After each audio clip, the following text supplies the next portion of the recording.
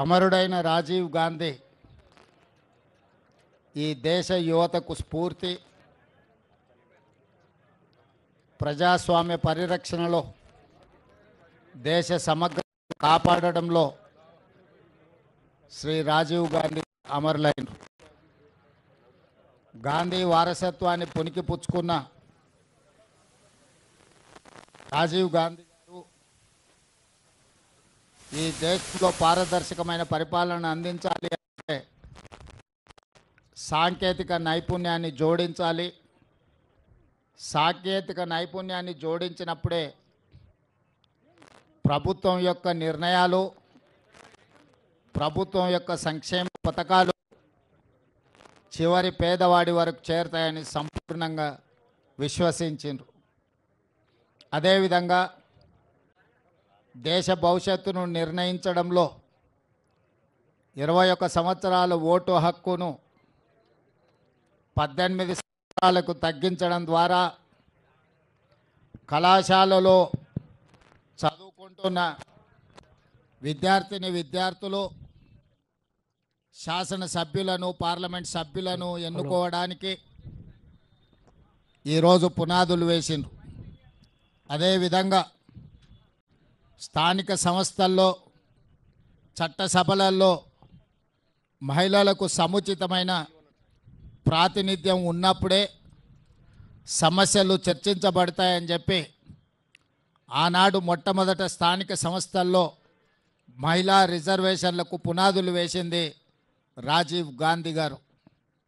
ఈరోజు ఈ దేశంలో కంప్యూటర్, అదేవిధంగా టెలికాం యుగం ఈరోజు ప్రపంచంతో పోటీ పడుతున్నామంటే సిలికాన్ వ్యాలీలో భారతీయులే సిలికాన్ వ్యాలీని నడుపుతున్నారంటే ముఖ్యంగా తెలుగు రాష్ట్రాల నుంచి వచ్చిన ఐటీ నిపుణులు ఈరోజు సుసంపన్నమైన అమెరికా దేశాన్ని, ఆ దేశ ఆర్థిక వ్యవస్థను శాసించగలుగుతున్నారు అని అంటే ఈ దేశానికి కంప్యూటర్ను పరిచయం చేసింది రాజీవ్ గాంధీ గారు. అదేవిధంగా టెలికాం రంగంలో విప్లవాత్మకమైన మార్పులు తీసుకొచ్చి ఈరోజు టెలికాం రంగాన్ని శామ్ పిట్రోడా వారి యొక్క పరిజ్ఞానాన్ని దేశానికి పరిచయం చేసి టెలికాం విప్లవం తేవడంతో ఈరోజు డేటా సెంటర్లు కానీ, జీసీసీలు కానీ, ఐటీ కంపెనీలు కానీ హైదరాబాదు నగరంలో ఈనాడు నిర్మించిన హైటెక్ సిటీ వారి ఆలోచనను స్ఫూర్తిగా తీసుకొని పివి నరసింహారావు గారు ఆ రోజు మనకు ఈ రాష్ట్రానికి ఇవ్వడం జరిగింది. నేదురుమల్లి జనార్దన్ రెడ్డి గారు ఉన్నప్పుడు ముఖ్యమంత్రిగా పునాది రాయి వేసి మొట్టమొదటిసారి హైటెక్ సిటీకి నాంది పలికినరు. ఈరోజు ఫార్మా రంగంలో కానీ, ఐటీ రంగంలో కానీ, సాంకేతిక టెలికాం రంగంలో ఈ దేశంలోనే తెలంగాణ రాష్ట్రం ప్రథమ స్థానంలో నిలబడ్డది అని అంటే దానికి రాజీవ్ గాంధీ గారి ఎనలేని కృషి ఈరోజు మనం చూస్తున్నాం. స్థానిక సంస్థల్లో ఆనాడు రాజీవ్ గాంధీ గారు ఇచ్చిన మహిళా రిజర్వేషన్, ఆ స్ఫూర్తితో శ్రీమతి సోనియా గాంధీ గారు రాజ్యసభలో చట్టసభలకు మహిళా రిజర్వేషన్లు ఇవ్వాలి అని యూపీఏ చైర్పర్సన్గా బిల్లును ఆమోదించడం జరిగింది. సోనియా గాంధీ గారి ఒత్తిడి వల్ల మోడీకి, బీజేపీకి ఇష్టం లేకపోయినా ఈనాడు చట్టసభలలో మహిళా రిజర్వేషన్లు తీసుకురావాల్సిన పరిస్థితి వచ్చింది. అందుకే ఈరోజు గొప్ప నాయకుడు, స్ఫూర్తి ప్రదాత రాజీవ్ గాంధీ ఈనాటి యువతకు స్ఫూర్తిగా ఉండాలి. అంత గొప్ప స్ఫూర్తిని అందించిన రాజీవ్ గాంధీ గారు తెలంగాణ రాష్ట్ర పరిపాలనకు గుండెకాయ లాంటి సచివాలయం ముందలో వారి విగ్రహాన్ని ప్రతిష్ఠించుకొని వారి స్ఫూర్తిని తీసుకొని పరిపాలనను కొనసాగించడమే కాకుండా వారి యొక్క ఆలోచన మేరకు పేదలకు సంక్షేమాన్ని అందించడమే కాదు, తెలంగాణ రాష్ట్రాన్ని సాంకేతికంగా, ఆర్థికంగా బలోపేతమైన రాష్ట్రంగా తీర్చిదిద్దడంలో మేమందరం, మా మంత్రివర్గము, కాంగ్రెస్ పార్టీ సంపూర్ణంగా ముందుకు వెళ్తుంది. వారిని ఆదర్శంగా తీసుకొని వారి విగ్రహాన్ని ఇక్కడ ప్రతిష్ఠించుకొని కోట్లాది మంది భారతీయ యువకులకు రాజీవ్ గాంధీ స్ఫూర్తిని ఈరోజు మనం నింపగలిగినము. అందుకే ఆ నాయకుడిని ఆదర్శంగా తీసుకొని తెలంగాణ రాష్ట్రంలో పరిపాలన కొనసాగిస్తున్నాము.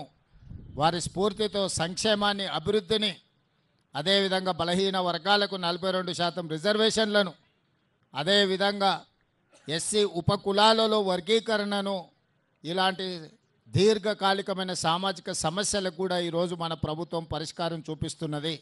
హైదరాబాద్ నగరాన్ని ప్రపంచంతోనే పోటీ పడే విధంగా ఈరోజు ఫ్యూచర్ సిటీని నిర్మించుకోవడమే కాదు, మూసీ నది ప్రక్షాళనకు ఈరోజు శ్రీకారం చుడుతున్నాము. ఈ నగరాన్ని వారి స్ఫూర్తిగా అభివృద్ధి పదం వైపు నడిపిస్తాం. వారు మాకు ఆదర్శప్రాయుడైన నాయకుడు. దేశ యువత కూడా స్ఫూర్తిగా తీసుకోవాలి. వారిని స్ఫూర్తిగా తీసుకొని ఈనాడు శాసనసభకు పోటీ చెయ్యాలి ఎన్నికల్లో అంటే 25 సంవత్సరాలు నిండి ఉండాలి. తొందరలోనే రాహుల్ గాంధీ గారి దేశానికి ప్రధానమంత్రి అయిన తర్వాత తెలంగాణ రాష్ట్ర శాసనసభలో తీర్మానం చేసి 21 సంవత్సరాలు నిండిన వాళ్ళు శాసనసభకు పోటీ చేసే విధంగా చట్టాన్ని సవరించడానికి మేము ప్రయత్నం చేస్తాము.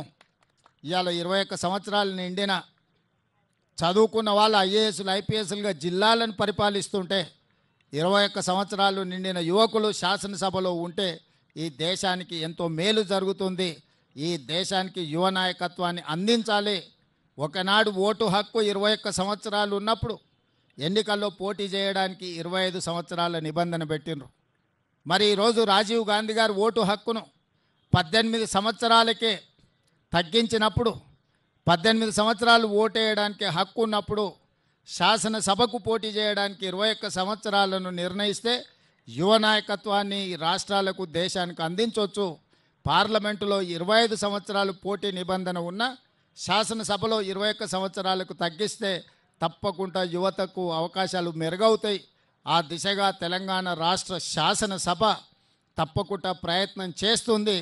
ఈ కలలన్నీ సాకారం కావాలి అని అంటే ఈ దేశానికి రాహుల్ గాంధీ గారు ప్రధానమంత్రి కావాలి.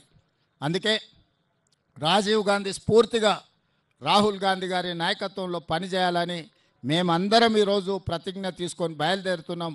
తప్పకుండా రాహుల్ గాంధీ గారిని ఈ దేశానికి ప్రధానమంత్రిగా చేసే వరకు మేము ఎవ్వరము విశ్రమించబోమని తెలియజేస్తూ మీ అందరి దగ్గర సెలవు తీసుకుంటున్నాను.